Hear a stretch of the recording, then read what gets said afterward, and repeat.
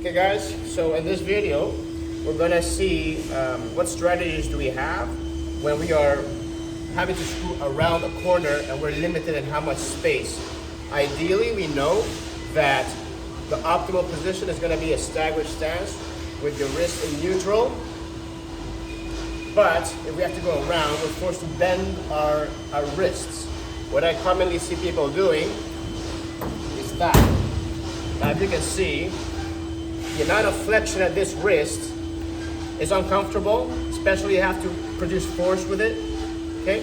So the more bend there is at a joint, the more force you're trying to make it produce.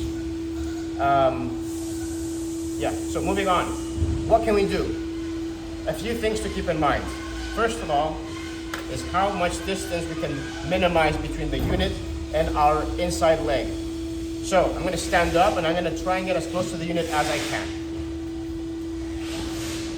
This is as close as I can with my arm in the way. I'm gonna move my arm forwards a little bit so that way I can bring my hip close to the unit. I can bring this leg also close to the unit. If there's something touching, that can work.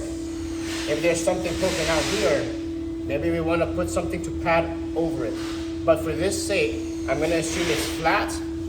And if there is something in the way, raise your concern with your team lead and we can get me over there to have a look at what solutions we can come up with. Okay, so if I get my whole leg close to this, I move my shoulder a little bit, this gives me a few options.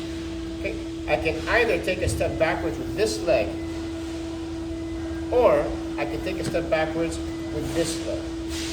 The problem with this is if this leg is close to this and it's in front and this leg is to the side, it's easy for me to fall.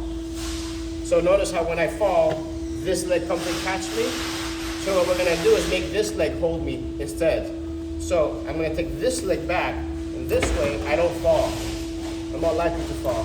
I can stand here, even if I go there and this leg stopping me. So this is our brake leg, okay?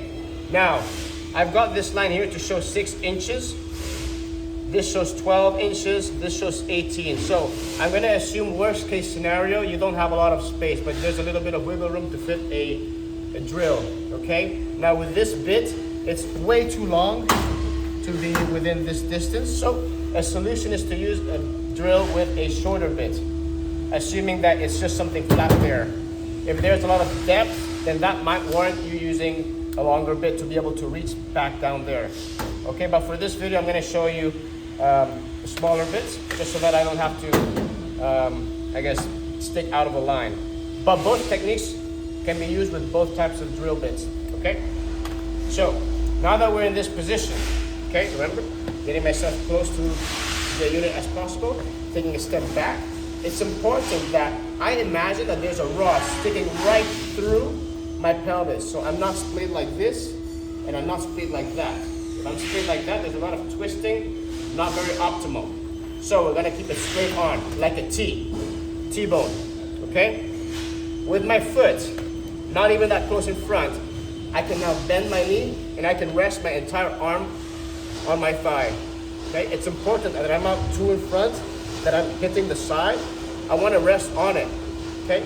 If you have your palm up or down, it doesn't matter right now, okay? I want to be able to see, can I get my shoulder to touch the unit, okay? Now you got 2 options from here. You're gonna hold the drill from the battery end, and you can either hold it with your palm facing up, that way your thumb has the switch there. You'll lean back and activate the drill. Or you can have the palm facing down and move your arm around the unit, so that way you can rest your elbow on it. And then with the thumb again, you can press on the switch and you can pull back.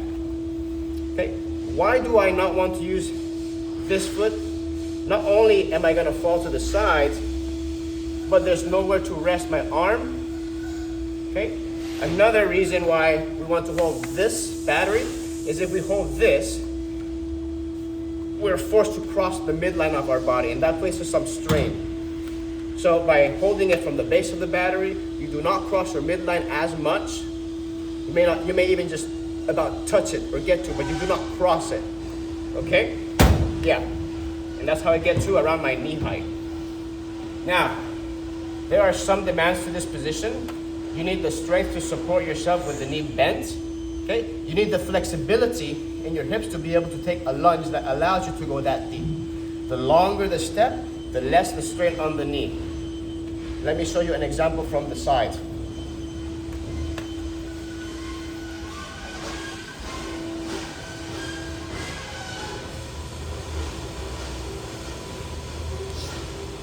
Okay, so